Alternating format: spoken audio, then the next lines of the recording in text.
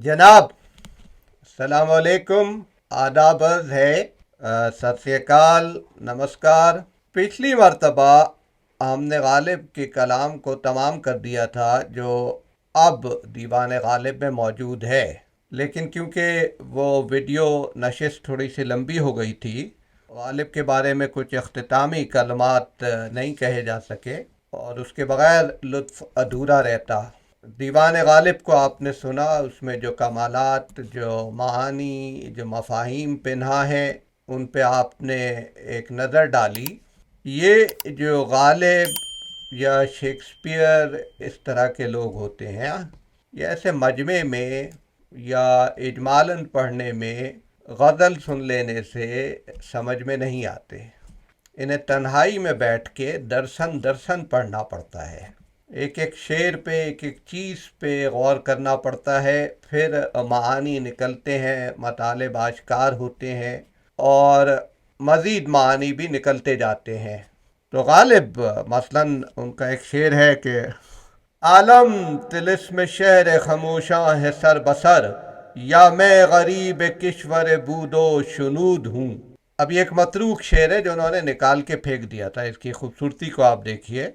Even though he understood the world much better than us, लेकिन उसके बावजूद वो बता रहे हैं कि ये शहर खामोशा का एक जादू है, या मुझे ही सुनाई और देखना होना उसका सलीका नहीं आता। तो इसलिए मैंने बताया कि ये इस लेवल के अशार भी गालिब ने बाज़ औक़ात किसी तकनीकी वजह से या मूड की वजह से अपने कलाम से हज़फ कर दिए थे। वो तो खुदा का शुक्र है कि हमने उन्हें बाद में रिसर्चर्स ने दरियाफ्त किया और वो आप हमारे विरसे का हिस्सा हैं। इसी तरह का एक और शेर है कहाँ तमन्ना का दूसरा कदम यारब, हमने दश्त इम्का को एक नक्श पा पाया। इसकी तशरीह या इसका मतलब किसी हद तक बयान किया जा चुका। यहाँ इसे पढ़ने का मतलब यह है कि गालिब ने इस जैसे शेर को भी अपने कलाम से हज़फ कर दिया था। ये बाद में, बहुत बाद में, 1900 यानी उनकी मौत के 70-80 साल बाद 21-22 में आके इसको शामिल किया गया, या उससे भी बाद में। अब उन्होंने क्यों निकाला कि इसमें पा पाया आ रहा था, तो उन्होंने कहा कि ये समात पे गिरा गुजरता है। खैर, गालिब नाजुक मिजाज तो थे। और कमाल की बात यह है कि शेर गालिब ने 17 बरस की उम्र में कहा था। तो आप सोचिए कि 17 बरस की उम्र में जिस शख्स को ये कुदरत हासिल हो कि वो इस पाए का शेर कहे और ये नाजुक मिजाजी हो कि उस शेर को खुद ही रद्द कर दे, तो आप सोच सकते हैं कि वो किस पाए का जीनियस था। तो sometimes I wonder how he sustained the heat generated by his own thoughts. Ghalib जिस मकाम पे था वहाँ thought itself may become physically impossible to bear. लेकिन जो कुछ भी उन्होंने किया, through it all, across it all, the human spirit of discovery shone through. एक सीमाब तबीयत शख्स थे, ambitious explorer थे, who were seeking to grasp a vast reality, a reality that people around him didn't know existed. And that was his beauty, that he painted the picture of the universe with rich colors, but with the broadest of strokes.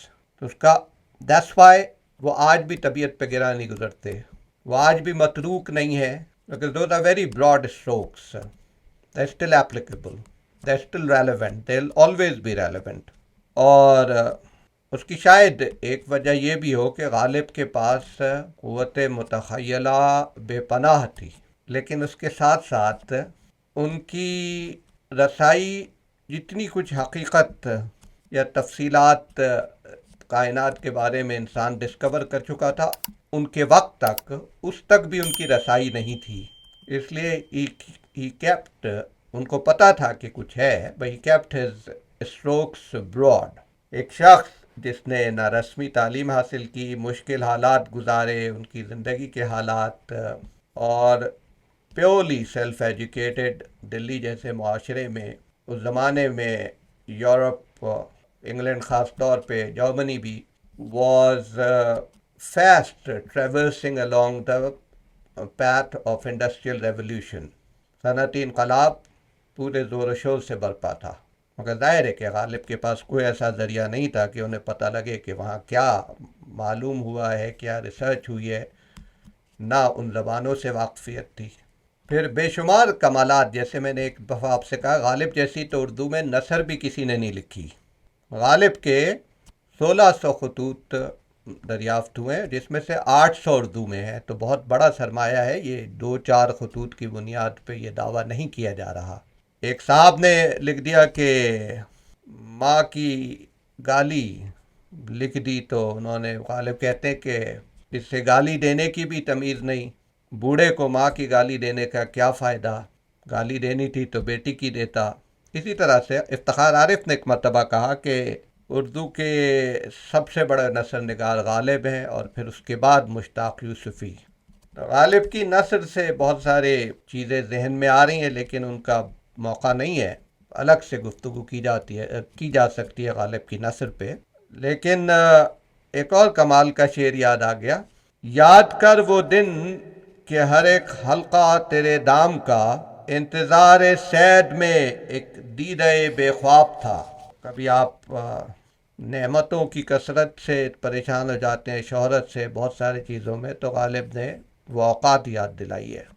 بصری فنون میں، یعنی جو غالب جو منظر کشی کرتے ہیں، وہ کسی بھی پینٹر سے، کسی بھی آرٹسٹ سے کم نہیں ہے.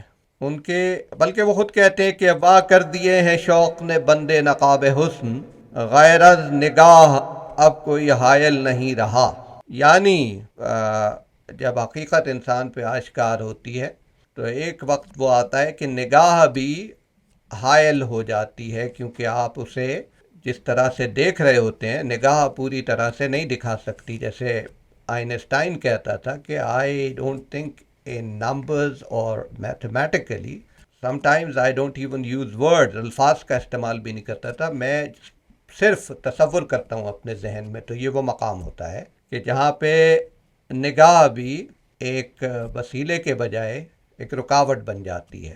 تو بات یہ ہو رہی تھی کہ بصری فنون کے جو غالب نے جس طرح سے منظر کشی کرتے ہیں کہ جو کوئی جواب نہیں ہر جگہ پر، انتہائی خوبصورتی سے. مثلا ایک ان کی غزل ہے، مثال کے طور پہ یاد آ گئی: جس بزم میں تو ناز سے گفتار میں آوے، جہاں کال بدے صورت دیوار میں آوے. پھر کہتے کہ سائے کی طرح ساتھ پھریں سر و صنوبر، تو اس قد دلکش سے جو گلزار میں آوے. تب ناز گرامائے گیے اشک بجا ہے، جب لخت جگر دیدہ خونبار میں آوے. دے مجھ کو شکایت کی اجازت کے ستمگر، کچھ تجھ کو مزہ بھی میرے آزار میں آوے. اس چشم فسونگر کا اگر پائے اشارہ، طوطی کی طرح آئینہ گفتار میں آوے. کانٹوں کی زباں سوکھ گئی پیاس سے یارب، ایک آبلہ پا وادی پرخار میں آوے. مر جاؤں نہ کیوں رشک سے جب وہ تن نازک، آغوش خم حلقہ زنار میں آوے.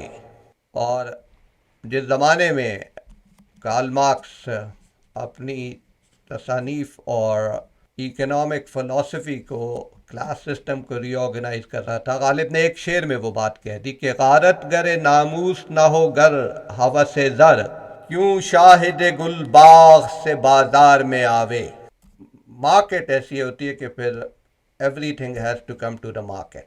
تب چا کے گریباں کا مزہ ہے دل نالاں، جب ایک نفس سلجھا ہوا ہر تار میں آوے. آتش کدا ہے سینہ میرا راز نہا سے، اے وائے اگر معرض اظہار میں آوے. گنجینہ معنی کا طلسم مسک سمجھیے، جو لفظ کے غالب میرے اشعار میں آوے. تو اب آپ یہ دیکھیں کہ منظر کشی ایک اور، لیکن ایک اور چیز یہ ہے کہ بہت سارے شعراء ہوتے ہیں غزل میں. بعض میں تو کئی غزلوں میں کوئی شعر کام کا نہیں ملتا، لیکن بڑے شعراء کے یہاں بھی غزل میں ایک دو اشعار اچھے ہوتے ہیں، اور پھر اس کے بعد وہ اس کے ارد گرد غزل کہہ دیتے ہیں. اب یہ غزل کتنی لمبی غزل آپ کے سامنے پڑھی گئی، ایک ایک شعر اس میں نگینہ ہے. غالب کے ہاں ایسے نمونے بہت ملتے ہیں جہاں پوری غزل، آپ ایک غزل میں ایک شعر کو نہیں کہہ سکتے کہ یہ ہلکا ہے یا یہ دوسرے اشعار سے کمتر ہے. اور یہ بھی ایک غالب کا، اس کی مثال کے طور پہ میں نے غزل پیش کی، کئی غزلیں پیش کی جا سکتی ہیں، یہ بھی ایک غالب کا کمال ہے. کہتے کہ مر گیا پھوڑ کے سر غالب وحشی ہے، بیٹھنا اس کا وہ آ کر تیری دیوار کے پاس. اب یہ کوئی سبک شعر نہیں ہے. Ghalib was not just a poet of love کہ عاشقی معشوقی محبت کارنل ڈیزائرز. غالب حقیقت کا متلاشی تھا، مستقل حقیقت کو تلاش کرنے والا شاعر اور شخص. اب یہ ایک شعر تھا، مر گیا پھوڑ کے سر غالب وحشی ہے، بیٹھنا اس کا وہ آ کر تیری دیوار کے پاس. یہ مرثیہ بھی ہے، اپنی ناکامی کا اعتراف بھی ہے، اور اس میں معنی پنہا ہے.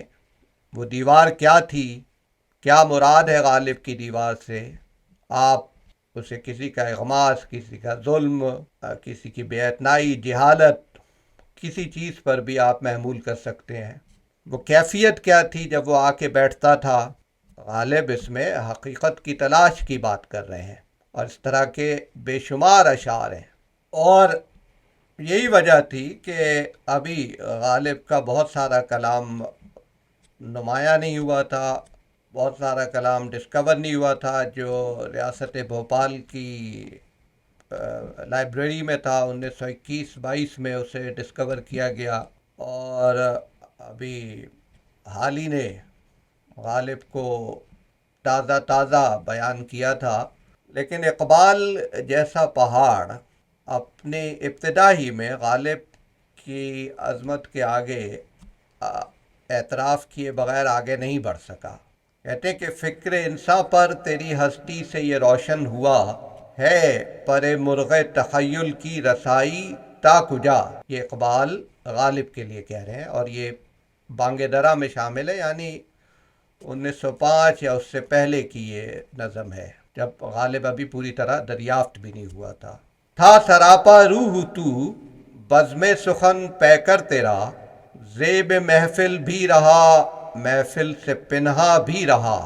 دید تیری آنکھ کو اس حسن کی منظور ہے، بن کے سوزے زندگی ہر شے میں جو مستور ہے.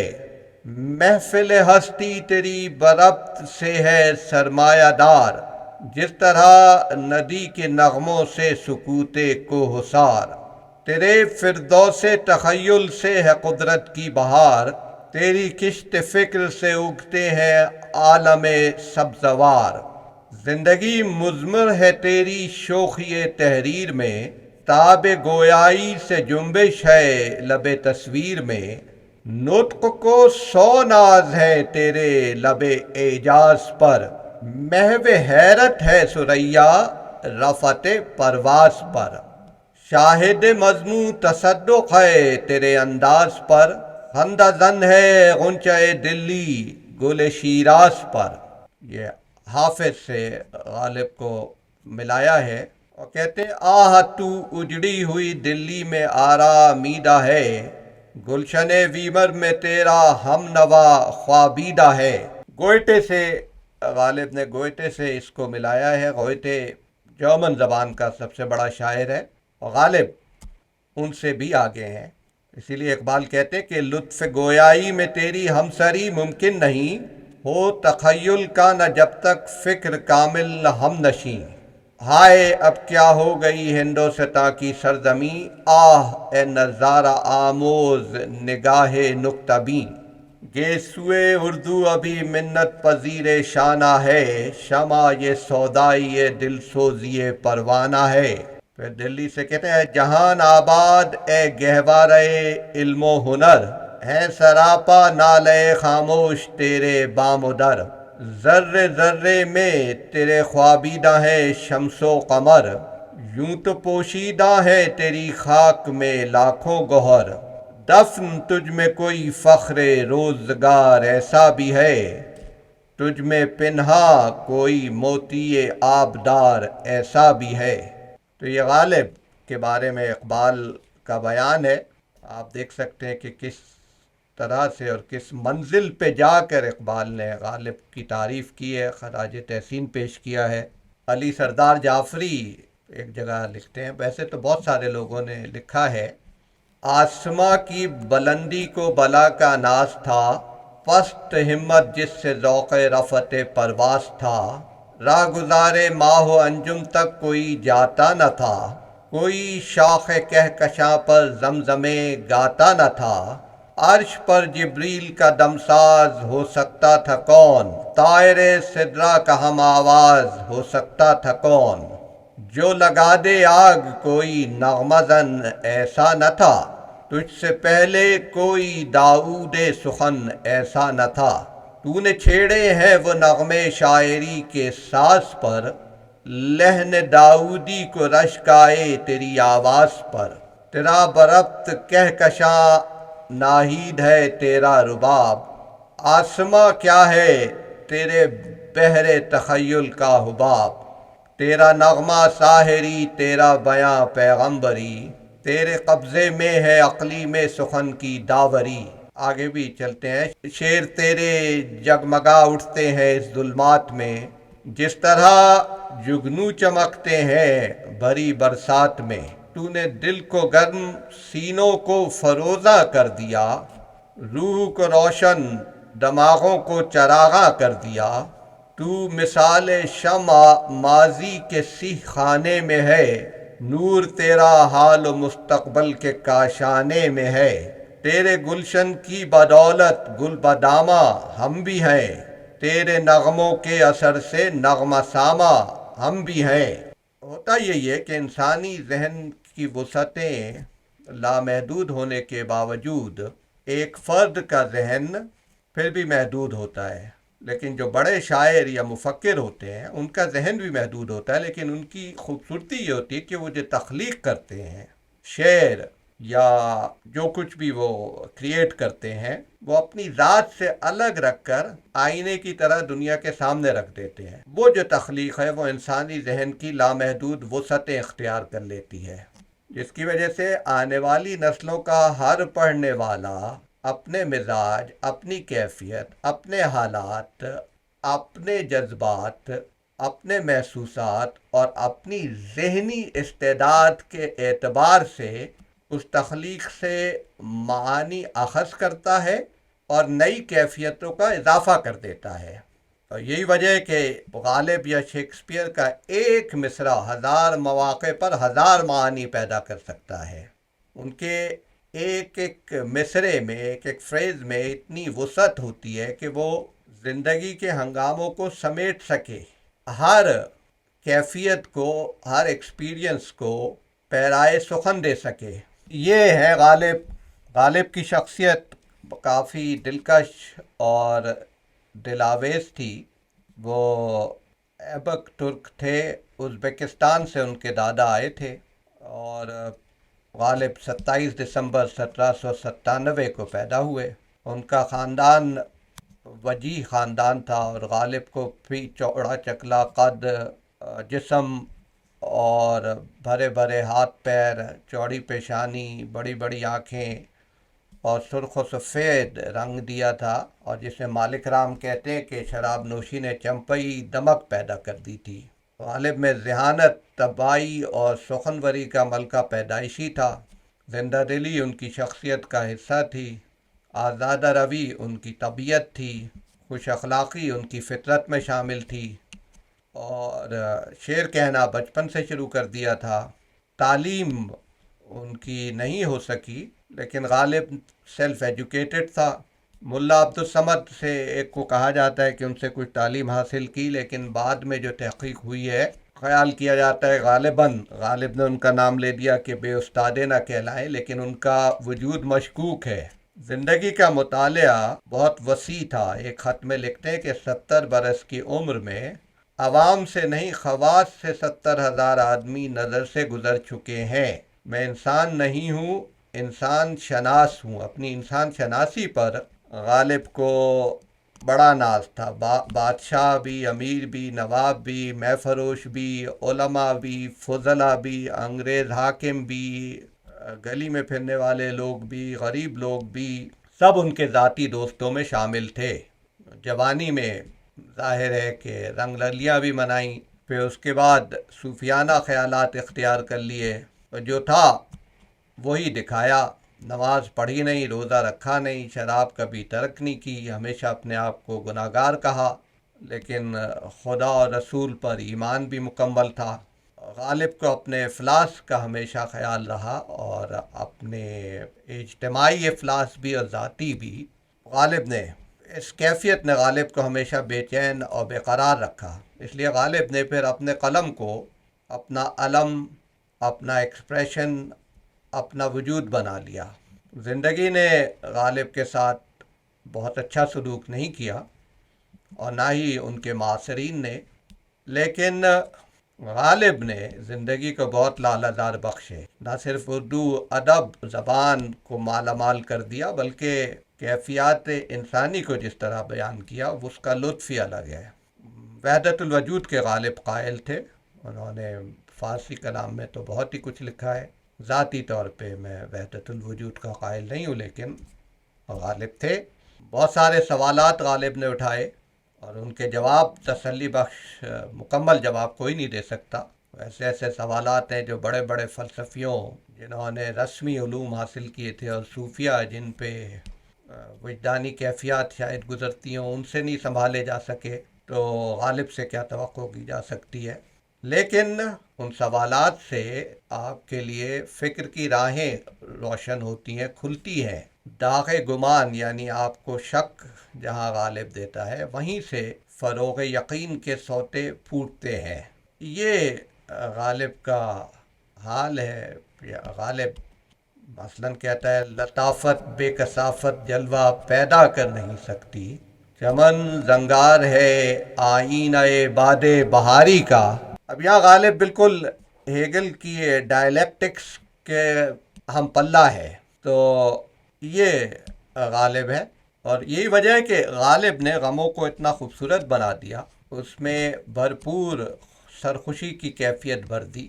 وہ آپ کو حافظ کے ہاں ملے گی، اردو کے کسی شاعر میں نہیں ملے گی، اقبال کے علاوہ۔ مگر اقبال ایک نظریاتی شاعر ہے، تو وہاں رجائیت، آپٹمزم کا فکری پہلو ہے۔ غالب ایک فری تھنکر ہے، تو وہاں نشاط ہستی کی جو جذباتی کیفیت حاوی ہے، وہ یعنی غالب کی شاعری میں نغمہ شادی، نوح غم، آپ نے یہ سب اشعار سنے، اس کی شاعری میں غم و نشاط کو الگ کرنا تقریباً ناممکن ہے۔ دونوں مل جل کے زندگی کے پیکر کو تشکیل کرتے ہیں، تو شاید ہی کوئی کیفیت ایسی گزرتی ہو جس میں غالب آپ کی رہنمائی نہ کریں۔ مجھے غالب مایوس نہیں کرتا کبھی۔ اصلاً کہتا ہے کہ ڈھانپا کفن نے داغ عیوب برہنگی، میں ورنہ ہر لباس میں ننگے وجود تھا۔ اب بہت ساری چیزیں ہوتی ہیں کہ انسان کچھ بھی پہن لے، اگر اس کا کردار اچھا نہیں ہے تو وہ ننگے وجود ہوتا ہے۔ جیسے کہا جاتا ہے نا کہ سیاہ کار، قرآن کہتا ہے کہ چلتی پھرتی میتیں ہیں، انہیں زندہ نہ سمجھو۔ غالب جو کسی کا حق مارتا ہو، یا کسی کے ساتھ ظلم کرتا ہو، ناانصاف ہو، یہ سب ننگے وجود ہیں، ان کے پوشاک پہ مت جاؤ۔ پھر ایک اور جگہ، غم ہستی کا اسد کس سے ہو جز مرگ علاج، شمع ہر رنگ میں جلتی ہے سحر ہونے تک۔ کیسے بھی حالات آ جائیں، کسی طرح کی بھی مصیبتیں، کیفیات ہوں، یہ ایک مصرع، شمع ہر رنگ میں جلتی ہے سحر ہونے تک، ہمیں ہستی کا اور کوئی علاج نہیں ہے انسان پہ۔ جیسے میں نے پہلے عرض کیا کہ نشاط ہستی جو ہے وہ غالب پہ کے کلام میں ہر جگہ چھائی ہوئی ہے، تو غم ہستی کا علاج ہو نہیں سکتا۔ آپ کا کام یہ ہے کہ آپ برے حالات ہوں، اچھے حالات ہوں، آپ کو شمع کی مانند جلنا ہے، بجھنا نہیں ہے، جب تک جز مرگ یعنی مرگ جب تک نہ آ جائے، سحر نہ ہو جائے، مستقل اپنا کردار ادا کیے جانا ہے، جیسے شمع جلتی رہتی ہے ہر رنگ میں۔ تو عجیب بات ہے، کہتے ہیں کہ دل ہر قطرہ ہے ساز ان البہار، ہم اس کے ہیں ہمارا پوچھنا کیا، یعنی ہر قطرہ دل کا کہتا ہے کہ میں خود سمندر ہوں، ہم اس کے ہیں ہمارا پوچھنا کیا۔ اب یہ رات کی گہرائیوں میں پشمردگی کے عالم میں کبھی آپ کو یاد آئے، مجھے یاد آتا ہے، تو یہ ایک مصرع کافی ہے، اس کا ورد آپ کر سکتے ہیں۔ مثلا دنیاوی طور پہ آپ کا کوئی بڑا آدمی جاننے والا ہو، کوئی جنرل ہو، کوئی ہو، اس پہ آپ کو پورا یقین ہو، تو آپ کیسے کہتے ہیں ارے بھائی ہم تو ان کے آدمی ہیں۔ یہاں وہ باری تعالیٰ کو کہہ رہا ہے کہ ہم اس کے ہیں، ہمارا پوچھنا کیا۔ وہ جانے ہم جانے وہ پوچھے گا۔ کیا یقین ہے، کیا تیقن ہے، کیا کمال ہے، کیا سادگی ہے۔ ہم اس کے ہیں، ہمارا پوچھنا کیا۔ ہماری فکر مت کرو، ہمارے خیال رکھنے کو وہ کافی ہے۔ تو کبھی رات کی تنہائی میں اس جملے کو دوہرا کے دیکھیں کہ ہم اس کے ہیں، ہمارا پوچھنا کیا۔ اور اس کے ساتھ غالب کا سلسلہ یہاں ہم تمام کرتے ہیں۔ اگلی نشستوں میں اقبال یا میر میں سے کسی کے بارے میں گفتگو شروع کریں گے۔ یہ 3 دیو ہیں بلند قامت، اردو ادب کے، اردو شاعری کے اور ہمارے ورثے کے، اور تینوں کی بالکل مختلف کیفیات، مختلف جزیات ہیں۔ اقبال رجائیت اور نظریے کا شاعر ہے، میر صاحب شیکسپیئر کی طرح ایکسپریشنز کے شاعر ہیں، اور غالب انکمپیریبل ہے، غالب سوال کا شاعر ہے۔ ہر چیز میں آپ سے سوال پوچھتا ہے، آپ بدتمیزی بھی کریں وہ پوچھتا ہے۔